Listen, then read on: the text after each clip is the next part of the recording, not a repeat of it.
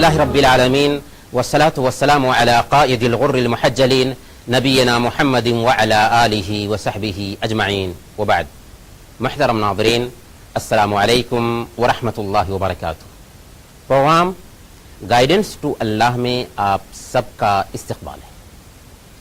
ہم جس ملک سے بھی تعلق رکھتے ہوں، ابھی کویت میں رہتے ہیں، جس طرح ہمارے اپنے ملکوں کے کچھ قوانین ہوتے ہیں ویسے ہی کویت کے بھی کچھ قوانین ہیں، اور جس طرح ہم اپنے ملکوں کے قوانین کی پاسداری کے پابند ہوتے ہیں ویسے ہی جب ہم کویت میں رہتے ہیں تو کویت کے بھی قانون کی پاسداری ہماری ذمہ داری ہے. اور قانون اس لیے بنایا جاتا ہے تاکہ ہمارے حالات درست رہیں، جرائم پر قابو پایا جا سکے اور معاشرہ امن و سکون کا گہوارہ بنا رہے. خاص طور پر اس وقت جبکہ ہم دیکھتے ہیں کہ کویت میں مختلف طبیعتوں، مختلف رجحانات اور مختلف جگہ کے لوگ پائے جاتے ہیں. ایسے حالات میں کوئی ضروری نہیں ہے کہ جب ہم دوسروں سے معاملہ کریں تو ذہنی ہم آہنگی برقرار رہے. ایسے حالات میں مناسب یہ ہے کہ ہر ایک سے معاملہ کرتے وقت اس کے ملکی خصائص، اس کے طبعی رجحانات کو سامنے میں رکھیں. ہم جانتے ہیں کہ کویت میں کچھ ایسے کام ہیں جو نہیں ہونے چاہیے لیکن اس کے باوجود بھی ہم کرتے ہیں. مثال کے طور پر منشیات کا استعمال کرنا یا اس کا کاروبار کرنا. ہم جانتے ہیں کہ منشیات کا استعمال کرنا یا اس کا کاروبار کرنا جرم ہے اور ایسے انسان کی سزا جیل کاٹنا ہے. لیکن اس کے باوجود کتنے ایسے لوگ ہیں جو منشیات کا استعمال کرتے ہیں، بلکہ ڈھٹائی کے ساتھ منشیات کا کاروبار بھی کرتے ہیں. ہم جانتے ہیں کہ کویت میں جوا کھیلنا منع ہے، لیکن اس کے باوجود کتنے ایسے لوگ ہیں جو جوا کھیلتے ہیں. مرغاب کے علاقے میں چلے جائیے، وہاں پر لوگ پرچیاں لیے ہوئے کھڑے ہوں گے. ہم جانتے ہیں کہ کویت میں دو اجنبی مرد اور عورت کا ایک ساتھ رہنا منع ہے، قانونی طور پر جرم ہے بغیر شادی کے. لیکن اس کے باوجود کتنے ایسے لوگ ہیں جو ایسی حرکت کرتے ہیں اور جب پولیس پکڑتی ہے تو ان کو شکایت ہونے لگتی ہے. میرے بھائیوں، ہم جانتے ہیں کہ کویتی گھروں سے نکل کر کے باہر میں کام کرنا غلط ہے. ہاں، اگر کوئی شکایت ہے تو ایمبیسی جا کر کے ہم شکایت درج کرا سکتے ہیں، لیکن کویتی گھروں سے نکل کر کے باہر میں کام کرنا یہ قانونی طور پر جرم ہے. اس کے باوجود بھی کتنے لوگ ہیں جو ایسا کرتے ہیں. ہم جانتے ہیں کہ اقامہ کے بغیر کویت میں رہنا جرم ہے، لیکن اس کے باوجود کتنے ایسے لوگ ہیں جو اقامہ کے بغیر کویت میں رہتے ہیں. کویت میں قانون کی جو مخالفت پائی جاتی ہے اس کے مظاہر میں سے ایک مظہر ٹیکسی ڈرائیوروں کا منمانی کرایہ لینا بھی ہے. حالانکہ کمپنی سے جب ان کا معاملہ ہوتا ہے تو باضابطہ ایگریمنٹ ہوتا ہے کہ وہ میٹر پر گاڑی چلائیں گے، اس کے باوجود وہ منمانی کرایہ لیتے ہیں. یہ قانون کی مخالفت ہے.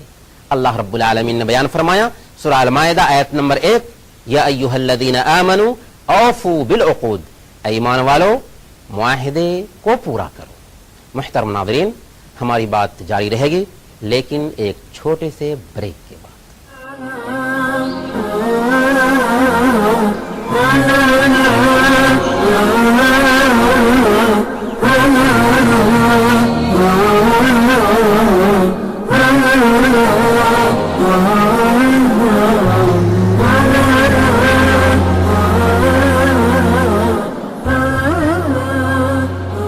محترم ناظرین، بریک کے بعد ایک بار پھر آپ سب کا استقبال ہے اور ہم دیکھ رہے ہیں پروگرام گائیڈنس ٹو اللہ. ہم لوگ ہفتہ میں ایک مرتبہ جیلوں کا بھی دورہ کرتے ہیں. وہاں پر کتنے ایسے لوگ ملتے ہیں جو شکایت کرتے ہیں کہ ہم نے کوئی جرم نہیں کیا تھا لیکن پھر بھی ہمیں یہاں ڈال دیا گیا. وہ کیسے ہوتا؟ ایسا ہو سکتا ہے؟ ایسے نہیں ہوتا. ہاں، ہوتا کیا ہے کہ ہم मुजरिमों के साथ में उठते बैठते हैं, मुजरिमों के साथ में रहते हैं और मुजरिमों के साथ में मामला करते हैं। जब तफ्तीश होती है तो हम भी पकड़े जाते हैं। जाहिर सी बात है, अगर हम मुजरिमों के साथ में उठते बैठते ना होते, अगर हम जुर्म करने वालों के साथ में मामला ना रखते तो हम जेल में नहीं जाते। इसीलिए अल्लाह रब्बुल आलमीन का कानून है।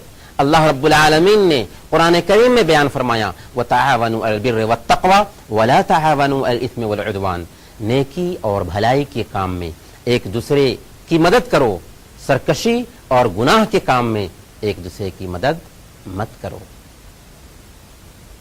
उसी तरह से हम देखते हैं कि और भी बहुत सारी कानूनी मुखालफत कुवैत में पाई जाती है, जिसकी तरफ इशारा कर देना सिर्फ काफी है।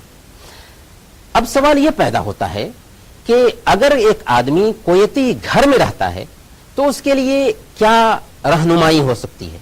तो सबसे पहले नंबर पर उनको चाहिए कि जो भी हुक्म दिया जाए उसे मुमकिन हद तक माने और उसकी ताबेदारी करे। दूसरे नंबर पर कुवैती जो रिवायात हैं, आदात हैं, उनकी पासदारी करें। तीसरे नंबर पर बड़ों का एहतराम करें और छोटों के साथ शफकत से पेश आएं। चौथे नंबर पर अगर कोई मेहमान घर आता है तो पुरतपाक अंदाज में उनका इस्तकबाल करें।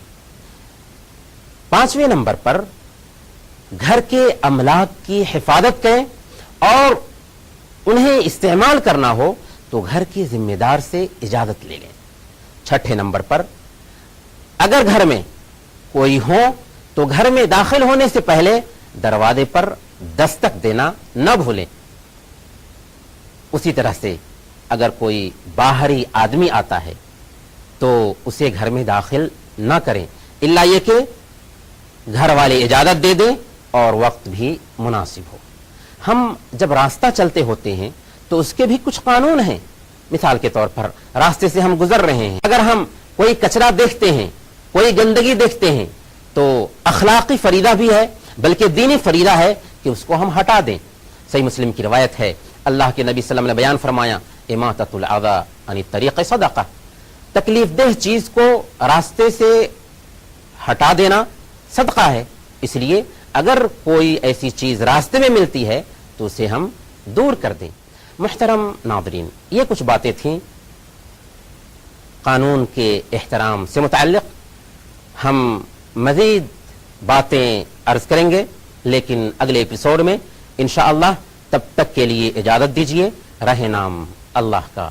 वसल्लल्लाहु अला नबिय्यिना मुहम्मद व अला आलिहि व सहबिहि अजमईन। la la la la la la la